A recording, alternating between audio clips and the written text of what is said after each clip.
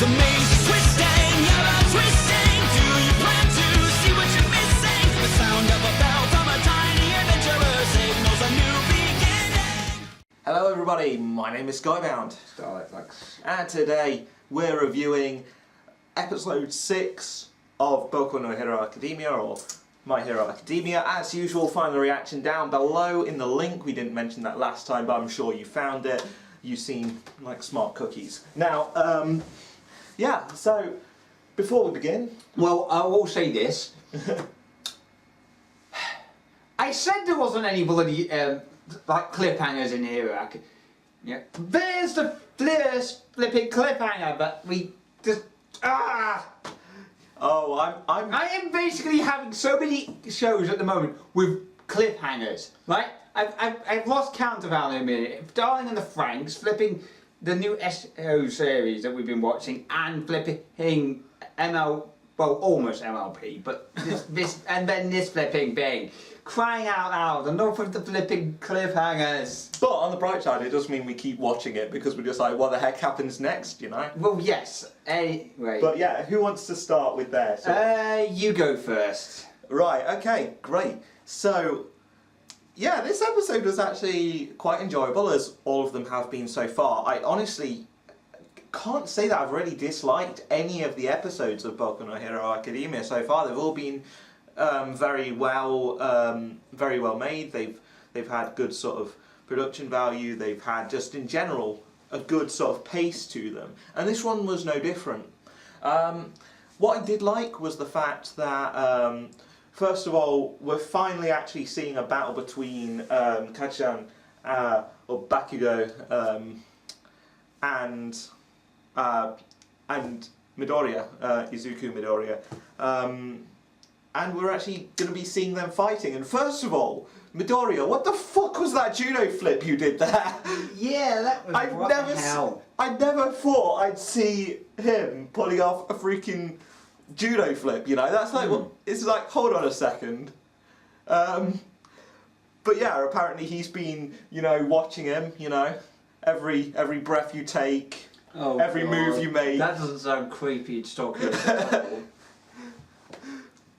Oh man, every swing you take, every bone you break, I'll be watching you.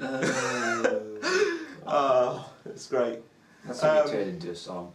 If anyone's got any musical skills, do it. But it was already kind of a song. It was a reference to the every breath you take song. Yes, I know what it was a reference to. That was actually a really enjoyable episode, and I'm actually really looking forward to seeing what happens in episode 7, because those two are going to be fighting for real. I do find the costumes quite interesting as well in terms of design. I really hope that Izuku scraps the mask because it looks a bit weird. It does look kind of weird. I prefer his normal face. The other girl, I can't remember. It's Gravity Girl. Yeah, the Gravity Girl. She's got a really weird name that's hard to remember, but I liked her costume as well. It was cute, you know. Well, to be fair, everything about her so far has been pretty cute. So you know.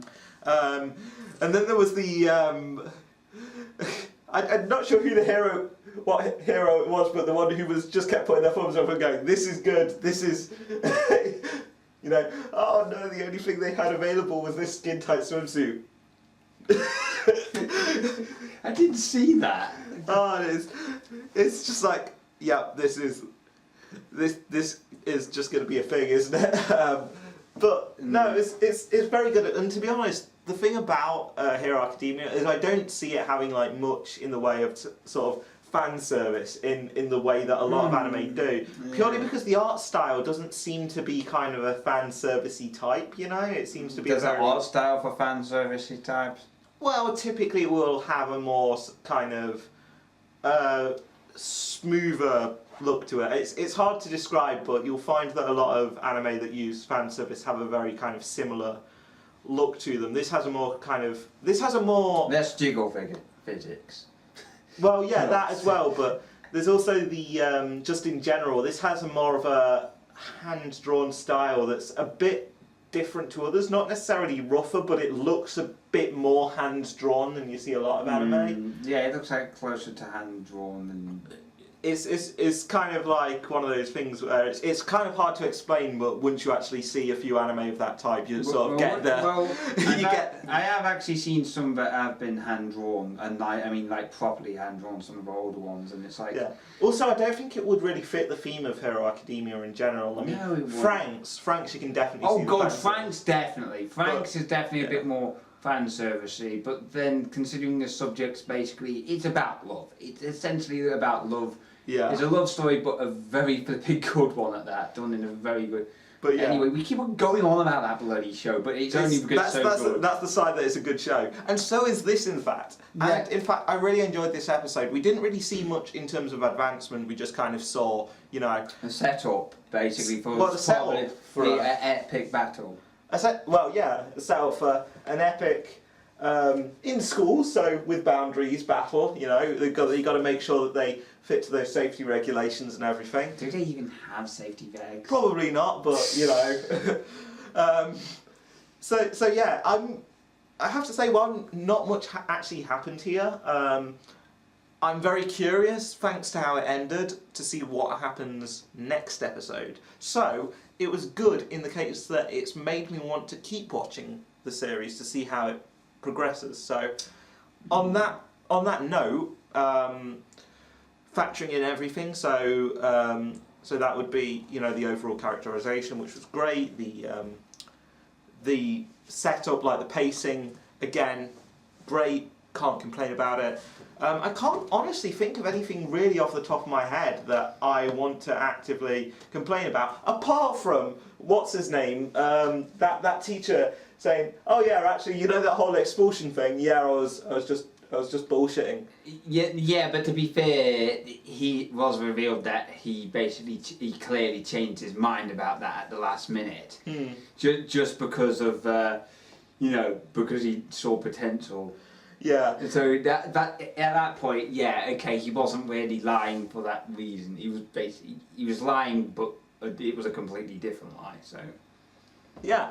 Anyway, good episode. Can't really say much bad about it.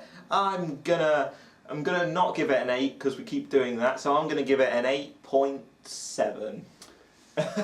okay, right. Well, as far as my point of view of it, that was, despite the flipping cliffhanger.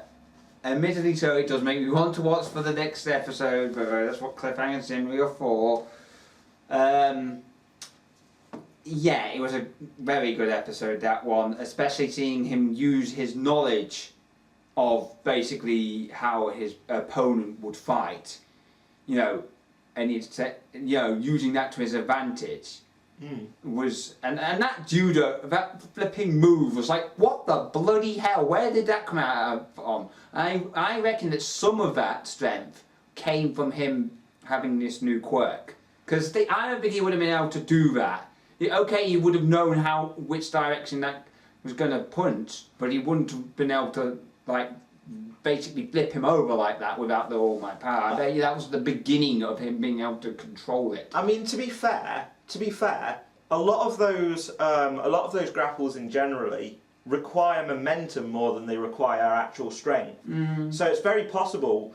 With those whole judo flips, a lot of it is you use the movement of your opponent against them. So if they've got a lot of momentum and you stop that momentum, that just due to how energy transfers, that energy has to go somewhere, and you can technically redirect that energy to flip them over. So technically it might not have required a lot of strength to do it, but it was quite interesting to see him break out a move like that. I think but I'm willing to bet that, okay, fair enough, he didn't need a lot of strength, but he probably needed more than usual, and I think that's probably came from Norma.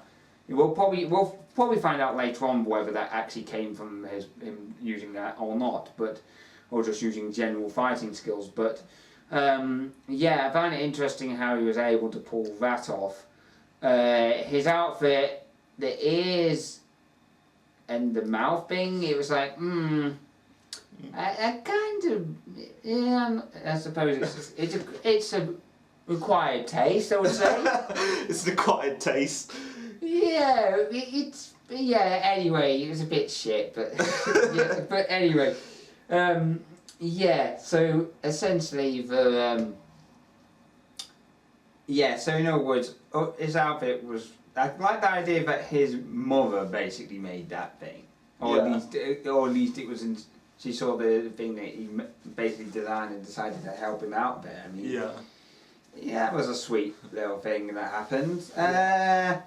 And well, the swimsuit basically design of the Gravity Girl, that was like, oh God, Tadame, why do you never change, do you? The thing is, It's not the worst. Yeah, I know it isn't the worst. We've seen it a week. We're not going to go back to that show. I think what I just found it funny was if she had just said, "Oh yeah, it was just this kind of this catsuit or this jumpsuit or whatever." The fact that the subtitles included the word "skin tight" is just like, there you go. Got to get the imagination going, don't you?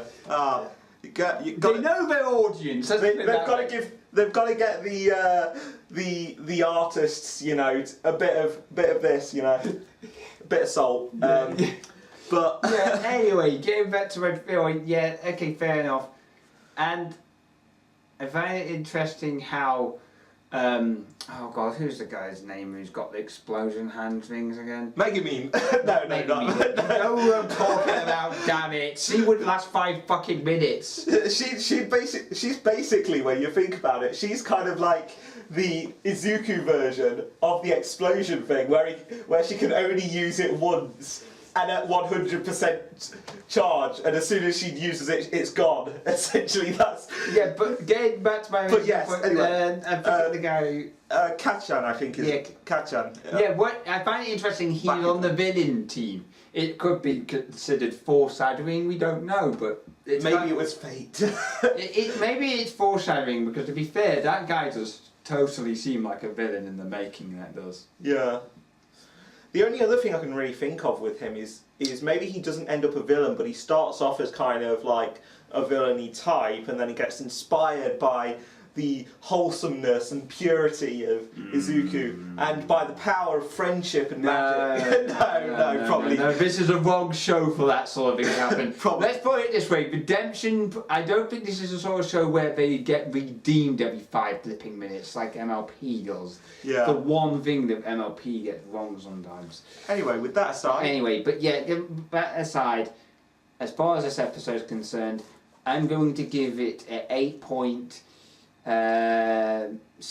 The only reason why I'm not giving it 7 is because of the cliffhanger. I'm joking. It'll be great though, because on the next episode, joking aside, yeah. next episode we're probably going to have a pretty epic one.